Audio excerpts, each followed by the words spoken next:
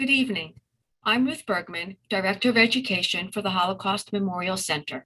I would like to welcome everyone to tonight's program. A special thank you to our museum members and donors who are watching. Your financial support makes programs like this evening possible. We truly appreciate your generosity. For information on how to become a member or make a donation, please visit the HMC webpage at holocaustcenter.org. Thank you to tonight's program supporters, Jackie and Jeff Bean, Robin and Leo Eisenberg, Renee and David Silbert, and Shelley and Joel Tauber. Also, I want to thank our community partners, the India League of America, Michigan, and the Jewish Historical Society of Michigan. This evening, I have the pleasure to present Dr. Atina Grossman. Professor Grossman is Professor of History at the Cooper Union in New York City.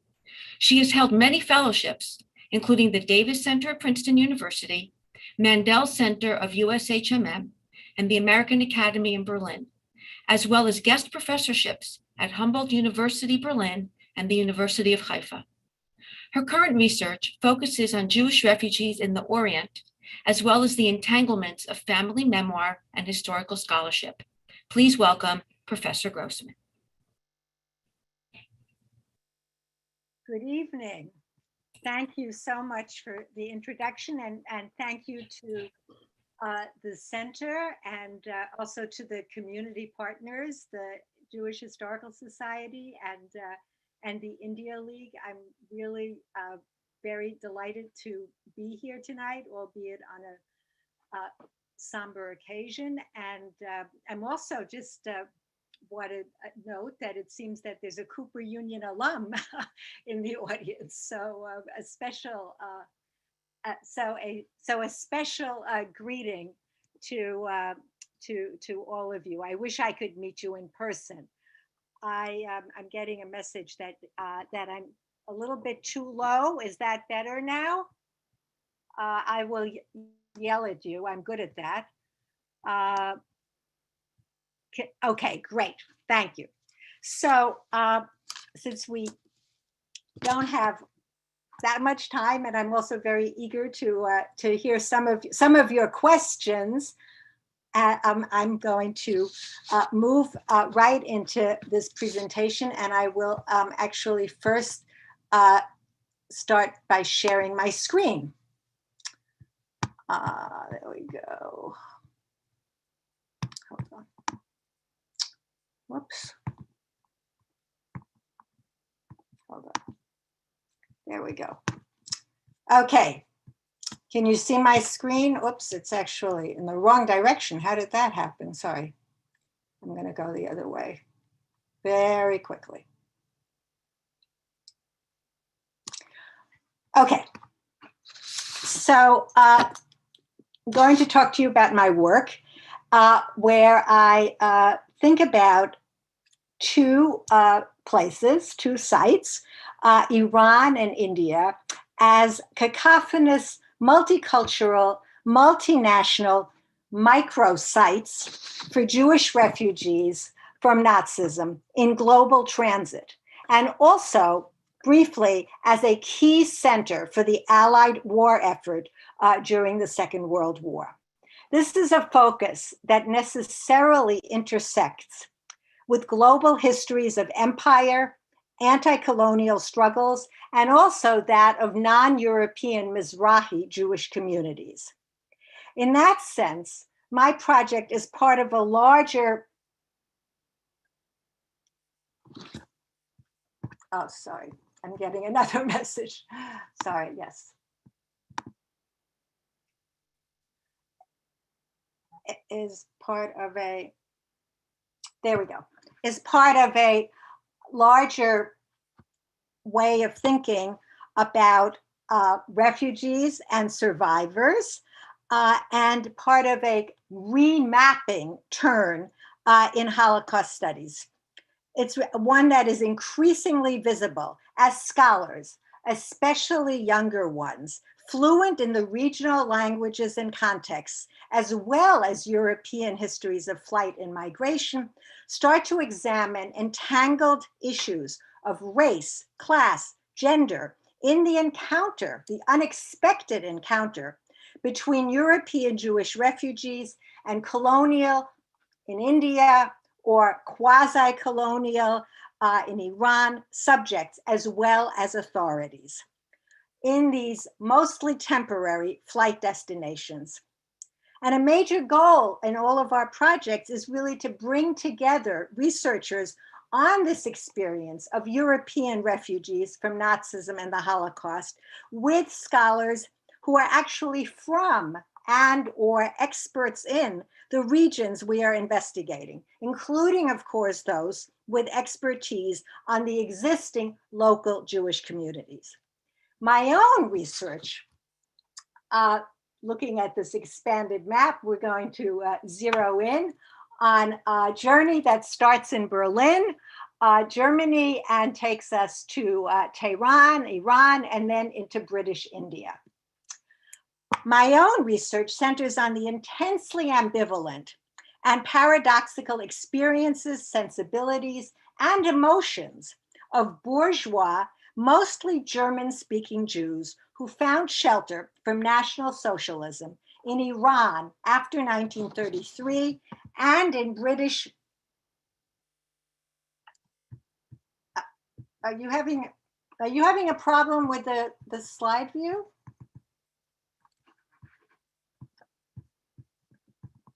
Sorry, I'm getting messages that I don't quite understand. Is that better? Okay. There we go. Who found shelter from National Socialism in Iran after 1933 and in British India in ways that were complicated by their status after 1939 as Axis enemy aliens. Unlike the by now better known group of Polish Jews who passed through Iran during their flight from Central Asia to Palestine. You may have heard about the book by Michal Deckel on the Tehran children. This diverse group of Central European Jews remained in Iran or India for a significantly longer period, often lasting approximately a decade, and extended in between time, spent in places very different, both from the homes they had fled. And you can see this is a photo of my paternal grandparents and my mother's home in Berlin, Friedenau. From the homes they had fled and the new homes that they eventually established. Oddly privileged as adventurous Europeans in a, as they saw it, exotic, non-Western society, but also traumatically uprooted and with only an inchoate sense of their family's fate or their own future. Their tentatively settled, but almost always temporary, Orient, as they called it, experience was, and very precarious privilege, was inexorably shadowed by fears of Nazi invasion and the emerging European catastrophe. And here you see one of the last family photographs from my father's family. As you might expect, the younger generation all escaped in one way or another.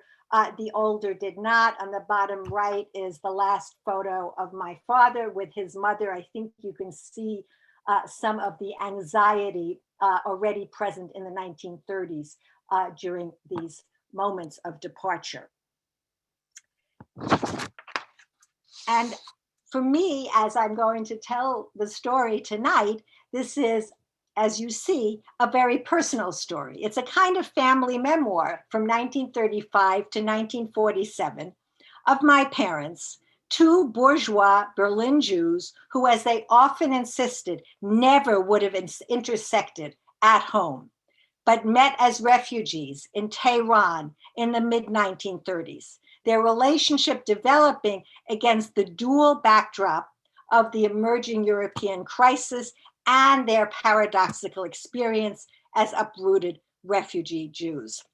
They were perhaps paradigmatic in their motivation for turning to the Orient, remained also always a rather unlikely pair. These are their tickets, as it were, a passport and a permission to stay, a rather unlikely pair. And here you see them, and I think you can see the difference. My father, perhaps the personification of what some people might call a yeka, improbably photographed in the middle of the desert with a suit and a tie, and my mother riding very happily on a donkey through the desert. My father was what we used to call a salon communist, a young, brash lawyer for the Communist Party Legal Aid Association, who needed to escape Nazi Germany very quickly, and just happened to have at the time an Armenian girlfriend. She was the dark-haired woman in the photograph, whose family lived in Tehran and was willing to host a refugee disguised as a tourist. My mother, a decade younger, was not unlike other Weimar cultural radicals, and many Jews, in fact, fascinated by this Orient. An unhappy toiler in the family pharmacy in the Wedding district of Berlin, she was banned by Nazi restrictions from further education, and so she became a hanger-on at the Humboldt University and perhaps also at the radical chic mosque in Charlottenburg, where she met Persian.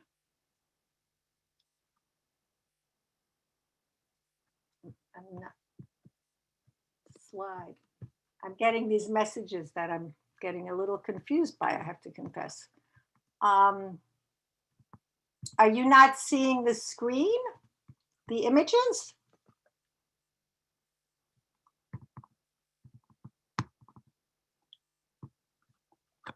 Sorry. Full view PowerPoint. I'm doing that. Sorry. I'm not sure what the problem is. Hold on.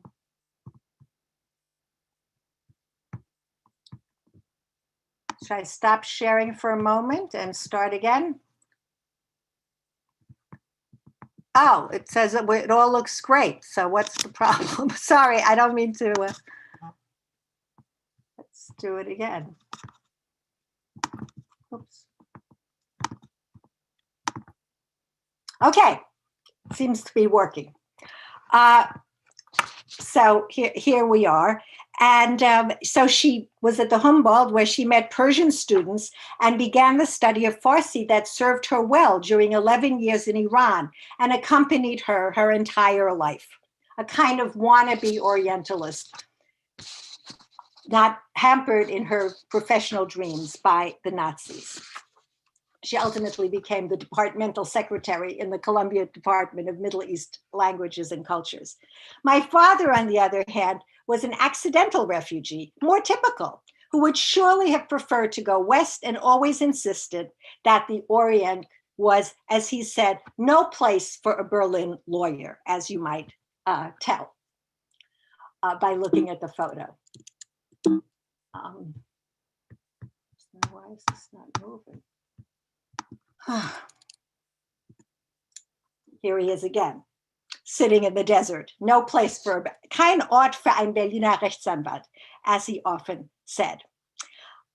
In that context, these refugees, my parents and fellow refugees who remained lifelong friends, produced and collected quite a vast archive of letters, documents, and objects that I am now using as sources, along with many other more conventional archival materials, especially from the United States Memorial Holocaust Museum, the JDC, and Joint Jewish Distribution Committee, and the British Library. German and other Central European Jews who generally arrived in the 1930s were able to find first refuge and then work. Here you see my father's calling card in English letters and in Farsi. On the right, an ad from what was still, until the war started, the German Chamber of Commerce in Tehran, advertising the motorcycle. And who knows, I assume maybe that's where he got the motorcycle that you see them in here. They were able to find first refuge and then work as part of the nation building project of the forcibly modernizing Iran of the upstart Reza Shah Pahlavi, and then in wartime occupied Iran as engineers, architects, construction managers, teachers, legal advisors, secretaries, and physicians. The Pahlavi project offered opportunities for professors and scientists at Tehran University, only established in 1934, as well as technical and professional experts for the building of the Trans-Iranian Railroad and other reform programs in a new National Ministry of Justice and Education. Even the new national dress law under the old Shah, which banned the traditional chador, created new business for merchants, designers, and skilled seamstresses or tailors, including my father, who moonlit when he wasn't advising the Justice Ministry as a bazaar salesman.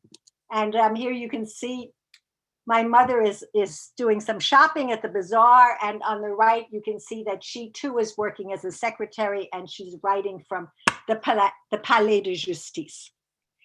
We are all uprooted and put down in this utterly alien culture, replete with adventurous spies, foreign agents, and the wildest rumors.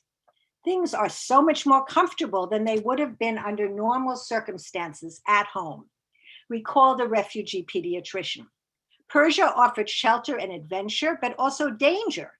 Friends contracted tropical diseases, committed suicide in despair at not knowing their future, took crazy risks. Children drowned in the pools of Iranian courtyards. Especially young European, quote, girls like my mother were rare and coveted. The hunt, quote, for European women was, one refugee wrote, like a cult, quote. And indeed, acquiring visas for Iran was particularly difficult for young single women, precisely because of fears that they would constitute a sexual threat as prostitutes, white harem, or at least women of loose morals, a gender-specific aspect of immigration possibilities, particularly perhaps to non-Western destinations. The German Jewish refugees, themselves often quite varied, lived in a multicultural enclave, socializing with other foreigners, non-Jewish Germans, Americans, Czechs, Russians, Armenians, and after the Anglo-American Soviet occupation in 1941, with British and American military.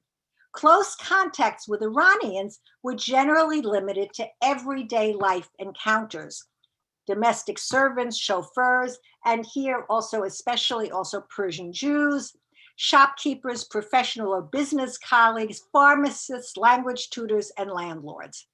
The reading room of the Alliance Israélite Universelle attracted both local and European Jews and provided an important conduit for connections with international Jewry, and in particular with the Joint Jewish Distribution Committee, and then also with the Jewish Agency in Palestine.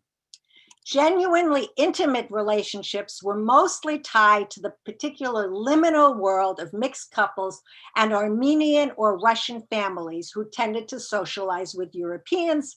Refugees learned basic Farsi, French being the common language of diplomacy and the elite. There were exceptions. My mother was one such border crossing character.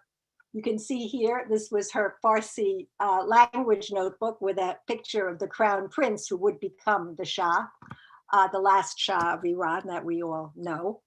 But really semi-colonialist mores prevailed. The archive of refugee ephemera features chamber music programs with German classical repertoire, amateur cabarets and light opera, and many well-worn English paperbacks. They went eagerly to the cinema that offered Charlie Chaplin, Harold Lloyd, and the tap dancing Maurice Chevalier, as well as German costume dramas. Until the summer of 1941, Iran's adherence quickly declared on September 4th, 1939, to what the British, with typical haughty scorn, described as a manic neutrality, quote, allowed for significant pro-German activity, including brown houses set up by local NSDAP affiliates, propaganda blaring from central squares, and in Persian language broadcasts from Berlin. But there's little hint of that anxiety in my parents' letters, focused rather on the pleasures of urban life, cabaret, cafes, films, and of course, the indignities of adaptation to the quote, Orient, endless stomach troubles, recalcitrant drivers, maddeningly slow time rhythms, and minor shortages. Europeans frequented cafes, restaurants, and cabarets in the more Western areas of the city, consuming vodka and caviar and dancing until 3 a.m. until at the cafe bars. Very much in contrast to the news from Germany. Quote, I can't really report anything about parties, my grandmother trapped in Berlin noted in one letter. For with our extended but modest socializing, everyone brings their own food, which however brings us no less pleasure. The adult children went sightseeing, skiing, here you see them, in the mountain resort of Darband, with the mountains of Tehran in the background, which by the way, also attracted affluent Persians. Here's a very similar photo, but from a decade later, of a bourgeois Iranian couple. They swam in the Caspian, they explored Isfahan and the desert, meandered through the bazaar, and lounged around the pools. It was, as you see, a good life. Punctuated, however, by war news, ominous letters from home, and then even more ominously, no more letters. Story of aerograms is very interesting. Its relative safety and comfort only highlighted by the unexpected influx of emaciated Polish refugees from the Soviet Union in 1942. Thin indeed was the ice on which we were skating in wartime Iran, wrote Lepman. Shortly after the outbreak of war, and you see, these are the kind of letters that went back to Berlin, some of them reading very much like travelogues. In October 1939, my father wrote to his mother in Berlin about his financial worries, the breakdown of trade, but also, most importantly, his anxiety about the future of the Postal Service, the remarkably efficient, if agonizingly slow, lifeline between the refugees, their far-flung friends and relatives, now scattered across the globe, and above all, with those still in Germany. I have these letters, such as you see, because refugees kept the carbons, as people will want to do then, knowing full well or fearing that letters might not arrive. And indeed, all of these originals were lost when his mother went into hiding in 1942 in Berlin, and then was denounced and deported to Auschwitz in 1943. My other grandfather actually survived in hiding, but both grandmothers perished. Still in December 1940, my father commented to her how cheerful her letters were, her sprightly description of the birthday party, all made possible by, until 1941, Iran's supposed neutrality. And remarkably, and I'm only now starting to think about this in terms of a much more extended circulation of letters, even as inflation and shortages plagued Iran, they were still sending what my grandmother called silent greetings, stumme Grüße, of rice, beans, and something they called fat, I don't actually know what, to their parents in Nazi Berlin. So the food parcels went from Iran to Germany.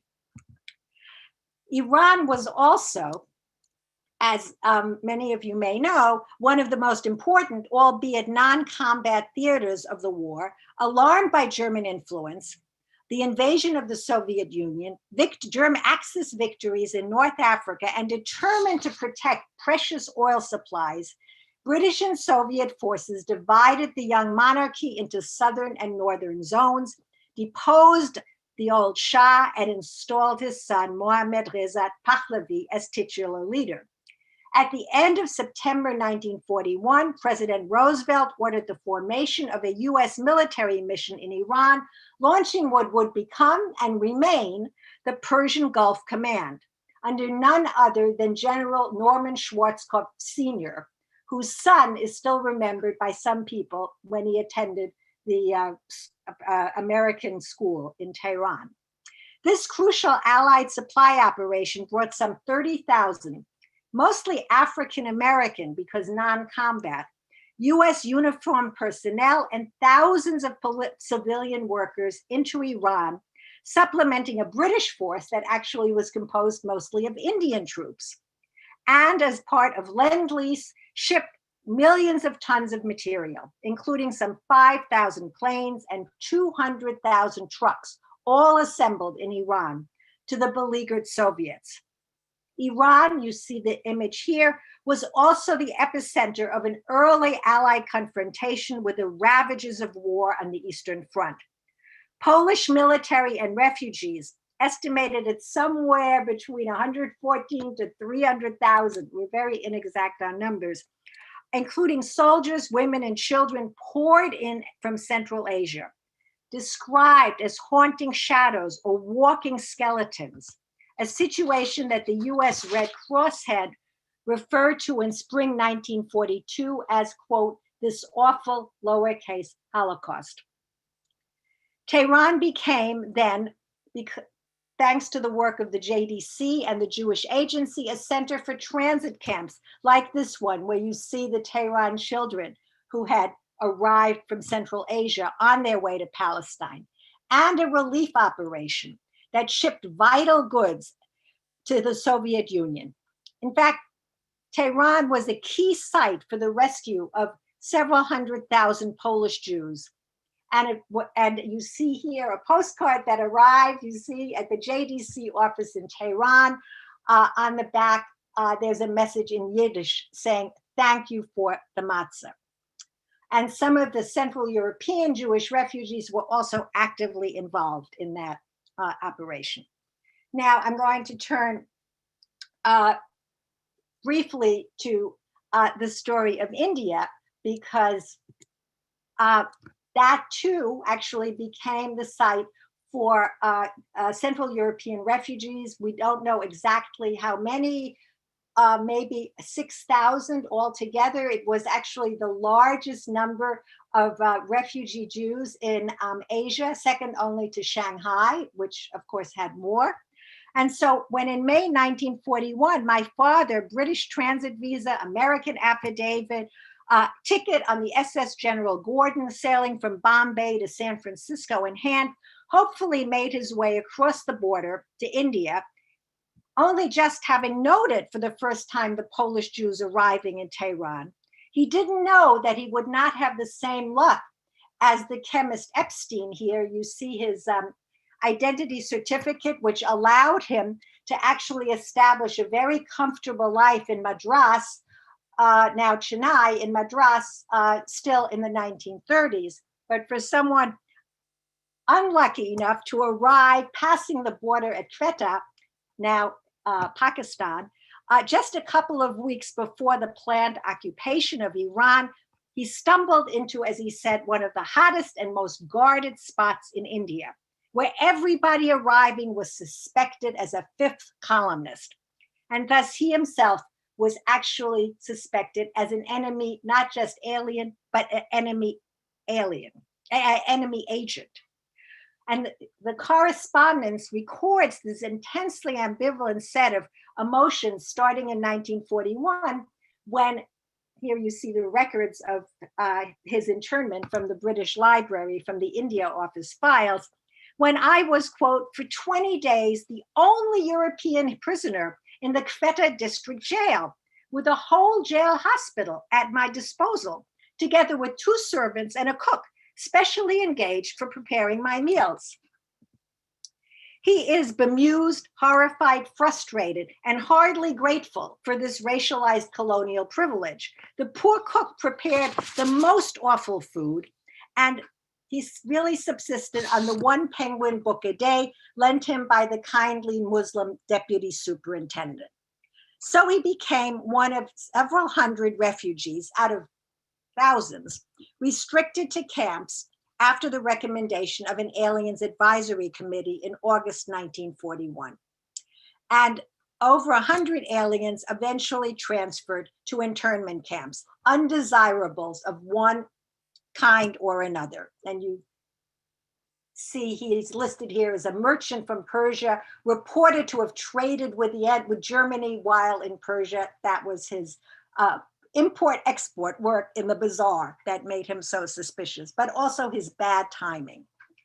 And so what I have from India is actually much less than from Iran, because my father was essentially a prisoner until actually after the war ended. But there are artifacts carefully preserved as coming from the library of Wing 2, Central Internment Camp, Dehradun. This is the home section of the Illustrated Weekly of India, December 7th, 1941, of all days. Unusual saris. Of interest, I think, to the former Tehran bazaar salesman who had seen great opportunities for ladies' hats when the old Shah banned the chador. But also an article from the Indian Picture Post with a half-page photo of Gandhi by Edward Thompson, the father of the great Marxist British historian E.P. Thompson, that asks on October 4th, 1941, what shall we offer India? As, quote, Hitler drives towards India, Japan waits her opportunity on the other side, yet we leave the vital problem of India unsolved, keep some of her people's leaders in prison, disturb world opinion by failing to give her the benefits of the Atlantic Charter. India is the test of whether we fight for democracy. So, two very different fragments. There's also a review of a new film, The 49th Parallel, photos of a still undestroyed Berlin, and a small map of Palestine. The inmates try to entertain each other, as they do in other British camps. Here's their ditty, Dehradun, wonderful camp for fools. We will leave you with all your bloody rules. We ask from Maxwell the keys as we want to enjoy release. We want to leave you soon. O Dehradun, O Dehradun. There are many letters, sections scissored out by the censor. April 42, he describes a small Seder, without wine, without bitter herbs, but with hope for freedom, and matzah supplied by the Jewish Relief Association in Bombay and local Jewish community. July 2nd, he writes, waiting is the main occupation of an internee, waiting for mail, for meals, and eventually for the great miracle of getting back freedom. And furthermore, not being deemed as a convict, an enemy of the cause. An envy, he writes to his brother, of having found refuge in the US and the start of a new life. Then there is an improvement, moving from jail to 2 internment camps, and finally Puranda Parole Center, where he actually is living with 2 other old Dehradunians in a small flat of 3 rooms, 1 veranda, a small bathroom, and a small kitchen. Looks rather nice, although we have neither electric light nor running water. I'm very glad to be here. You can't imagine the big difference between living in a barbed wire camp, male in every respect, and this camp where I met for the first time since almost 2 years, women, and to have always the most beautiful view upwards to surrounding valleys, and to be able to think of a future in freedom. He writes regularly, almost daily, typed on carbon paper, to my mother, who is still in Tehran. And I need to explore that part more as a historian of women and gender. By April 30th, in 1943, he's in Puranda, no more barbed wire, no more barracks, servants, tablecloths, but still 11 a.m. roll call and tensions with the circa 70 Nazis with families. But they can have their Passover services, and there are even some opportunities for climbing steep rocks. But notwithstanding all these advantages, I would prefer to be released as soon as possible. And there's a roller coaster of emotions. No news from mother and Franz, a brother left behind. I am definitely convinced of the worst. September 1943, the former lawyer from Berlin, who had clearly been listening to the BBC, offered a Rosh Hashanah sermon to these refugees saved from the Nazis behind British barbed wire.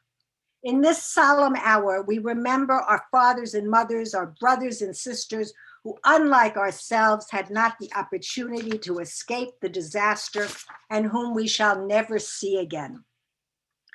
And regretting that we are here only a small number of Jews who, up to now, contrary to our hopes and wishes, could do little so that their death will be avenged. And he goes on, hoping for victory by the Allies and giving blessings to His Majesty King George VI and the Lord Viceroy of India and all the leaders of the United Nations. So between hope and despair, always waiting, playing an hour of tennis, hanging on the words of other inmates who have received news from relatives in Theresienstadt. Is there still some hope? Rumors circulate through letters and crucially the transnational Jewish refugee weekly Aufbau. There's another opportunity to try to volunteer to serve in the British Army, which did not succeed. But again, there's still some time for tennis, football, and that flat with its beautiful views. Under different circumstances, it might rightly be called a small paradise. And to his brother, he then says, but who wants to stay forever in paradise, and for whom even paradise is a rather dangerous spot? At the same time as the war starts to end and news of the Jewish catastrophe becomes clearer, desperate searches for loved ones begin. The first international tracing service requests were sent in spring 1945. At its annual general meeting in March 1945, the Jewish Relief Association of Bombay reported that 1,300 refugees in British India were searching for displaced and missing persons. And again, on May 13th, 1945, he still hasn't quite made it. His diary only starts in 1946 to Bombay. He turned a VE Day speech into a Kaddish, saying, above all, we must think about those 5 million Jews, he says, almost a third of our people who found a horrific death in the ghettos and extermination camps. And thinking of those who, unlike us, were not able to escape destruction.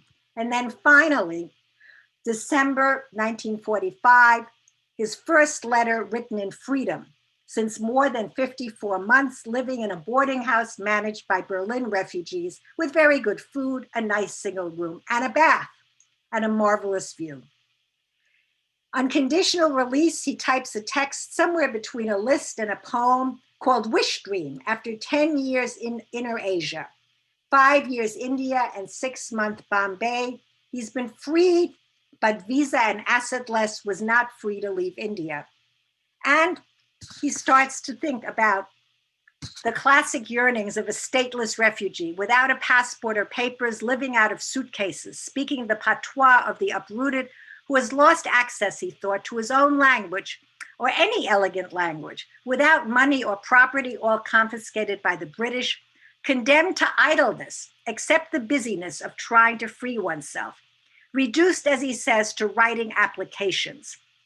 He wants to sleep at night under a woolen blanket, sit at the wheel of a car, be able to unpack my suitcases, live without mosquitoes, cockroaches, and moths, be liberated from the attribute refugee, eat gooseberry tart with whipped cream. The battered diary also charts the zigzagging of the mundane and the traumatic, the daily social and official engagements of a European man. He records his daily reading, armed service paperbacks, Penguin classics, as well as the letters starting to trickle in with devastating news. Jewish Relief Associating meetings, frustrating waits and visits to the US consulate, Friday night services at the fort, now Knesset Eliyahu, beautifully restored synagogue, dinner at a Chinese restaurant, putting together a package of lipstick, nail polish, and little wooden elephant for my mother still in Tehran. Every letter cataloged and carbon papered. Endless rounds of bridge and scot with refugees, English military, and US advisors. He reads Kim by Kipling, sees films at the Metro or Strand, Katharine Hepburn, Spencer Tracy, doctor's appointments for the fevers that come and go. Sometimes a lunch or high tea, walks along Marine Drive. One could chart a topography of refugee passages in India. The Jewish organizations do provide employment. He becomes a secretary of the Central Jewish Board of Bombay with a little salary, and his job finding housing for Persian-speaking Afghan Jews who had fled to India and are on their way to Palestine. He organized a Seder for our boys, 200 Jewish Allied servicemen, with knedlach, gefilte fish, first-class U.S. Army matzah, the best ever, wine, cigarettes, Haggadahs, prayer books, and a dance for which he has recruited the daughters of Israel, B'nai Israel, and Baghdadi Jewish women in Bombay, followed by a merry night of singing Hebrew Zionist songs. He's also reveling in his freedom, exploring the exotic and sometimes dangerous in Bombay, finding himself as both the bedazzled and traumatized tourist, maybe following here what he sees in this guidebook for the British. Hello, chaps, this is Bombay. Warning of germs and saying don't be eager to approach local women. Watch yourself. And then he finally says, I am an unemployed, a transitist, or a displaced person. I would like very much to get rid for good of all these titles and to start anew. But politics, independence, partition intrudes. He notes ruefully that having finally achieved parole, he might actually have been safer as a British internee than in the streets of Bombay. Curfews and RAF bomber squadrons flying over the city, labor unrest, demonstrations, riots, looting, and assaults on many Europeans and European-dressed Indians. The mood among the refugees darkened. More of them want to leave, fearing what will come once, as he says, the rage of millions of colonized Indians will erupt. And he notes also the enmity between Muslims and Hindus, saying India reflects only a microcosm, the venomous hatred and what can happen with one community against the other. So he's ready to leave. He's going to the Palestine office, he's going to the US Embassy, and finally, and this is here the statement from February 46 from Nehru, declaring sympathy for the refugee Jews and also for Jews in Europe, and another one from the Maharaja of Navanagar, who ran a camp for mostly displaced Polish children.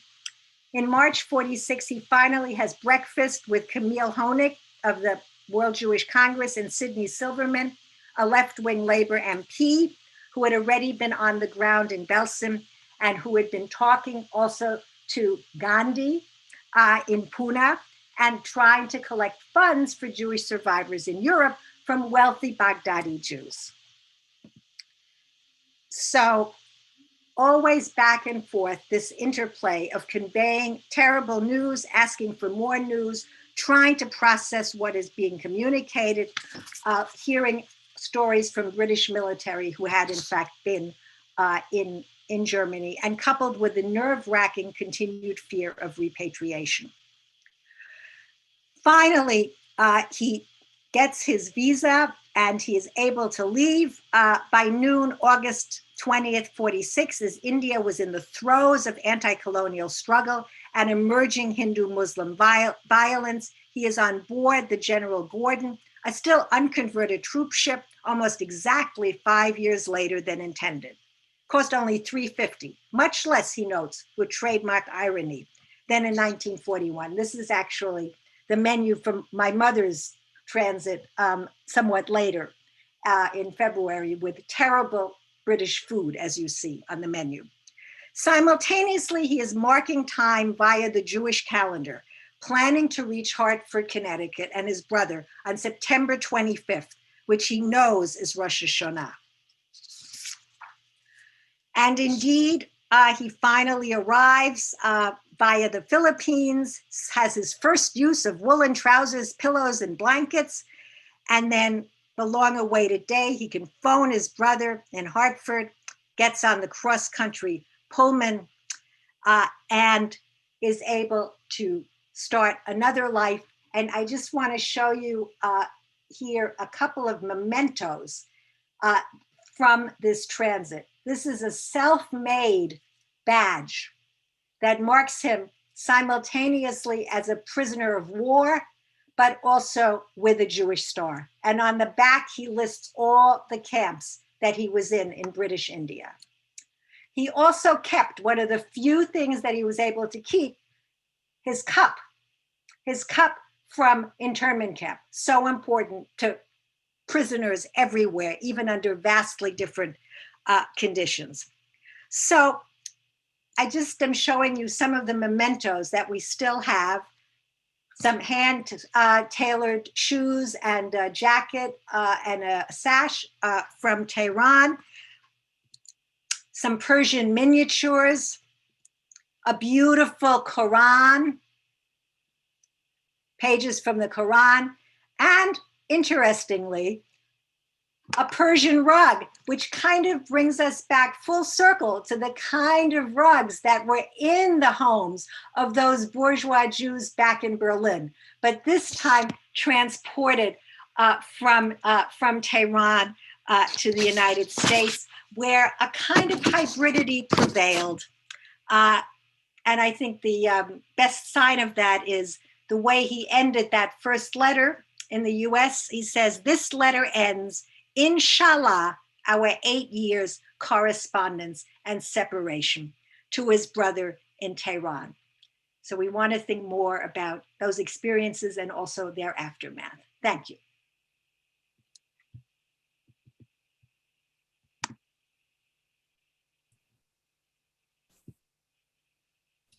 Thank you, Professor Grossman. That was a really interesting talk. Let's take some questions now from the audience. And remember, for those watching, if you have questions, please write them in the Q&A section. Look for the Q&A tab located at the bottom of your screen. So Professor Grossman, the first question is, why did your father go to Bombay? Because he thought he was going to New York. He had those tickets on the SS General Gordon, and he was, unlike my mother, he was really tired of being the disbarred Berlin lawyer in the quote Orient. But the exigencies of war made that impossible, and his particular route and his ways of supporting himself in Tehran made him extremely suspect to the British, and they immediately arrested him, and that turned into a 5-year stay, of which one was spent as a semi-free man in Bombay. So he didn't intend to go to India. Other refugees did intend to go to India, like the chemist Epstein. Great, thank you. Can you tell us a little bit, you alluded to it a little bit, but about being a woman, so your mother's experience as a woman in Tehran at that time? Yes, and this would take me into, of course, a whole other lecture. And it's actually much more difficult to research in my own family's case, because my father, as a Berlin jurist, was a much more reliable narrator, if you will, than she was, who was so enamored of this desert that she had finally come to that she didn't report very objectively, I think. But she was able to work as a multilingual secretary, including, as you saw, for the Palais de Justice in Tehran. She had the advantage of being quite fluent also in written Farsi.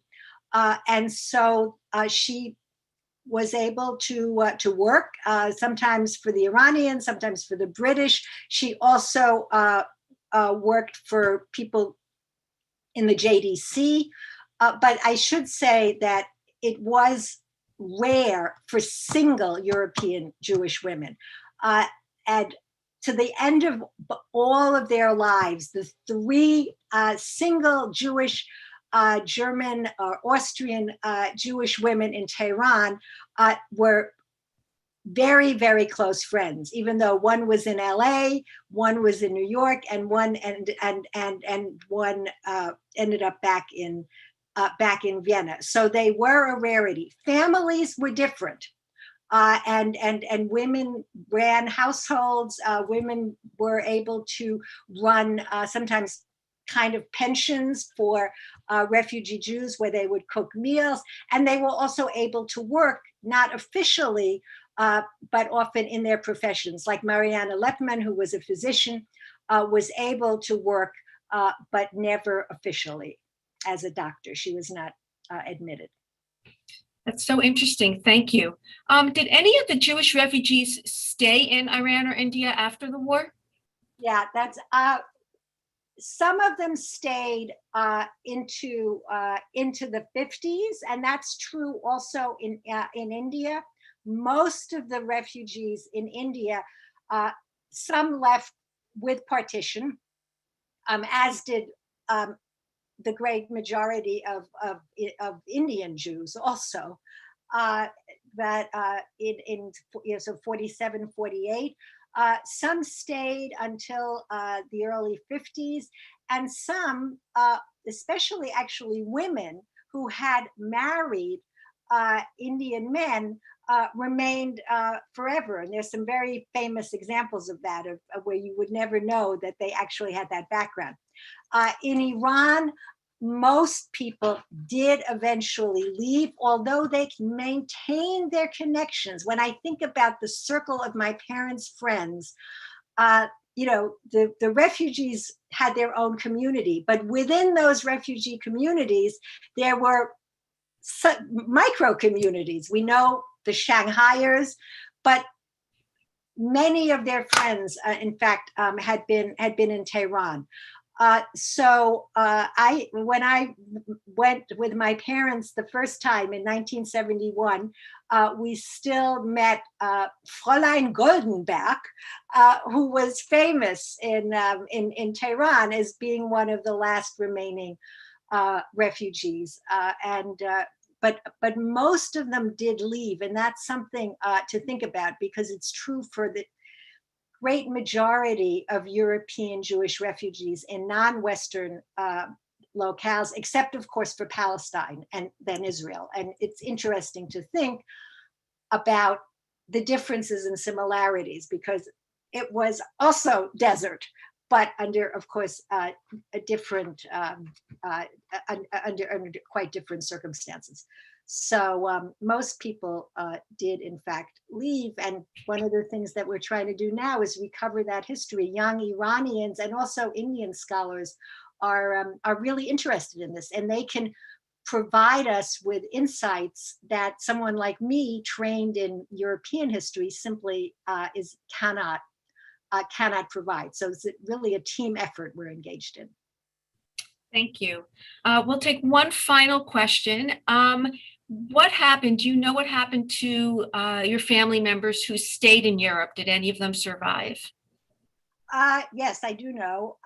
Though it was, as I said, it was very, very difficult, of course, during the war and even immediately afterwards, to really find out what had happened. My grandfather on my mother's side was able to survive in hiding. He was able to escape, actually jumped out of a window as the Gestapo arrived in 1943. They were not able to get out before, and both my grandmothers were deported. And the younger brother, who is mentioned in these letters, there's a lot of stories about him, because he was he had converted upon marriage, but was nevertheless deported to Auschwitz from Frankfurt. But he did survive Monowitz, the horrible forced labor camp, satellite camp of Auschwitz, and then the death march to Mauthausen. and did return to his family in outside of Frankfurt, but then died in 1953 already, sort of obviously of the late or not so late effects of that experience. But he did leave behind 6 children, some of whom are still alive and living in Germany. But most of the rest of the family, the younger people, escaped either quite early. One group escaped to Palestine because they weren't in Berlin. They were in near Nuremberg, which had a much more virulent Nazi party in the early 30s, and so they were able to go to Palestine already in the mid 30s, and the others went to London or to the UK, not on Kindertransport. Actually, one did, but as domestics, which was a main route of escape for young German Jewish women. Another story that needs to be told. Absolutely. Well, thank you, Professor Grossman, so much for joining us. And thank you again to our program supporters and to our community partners.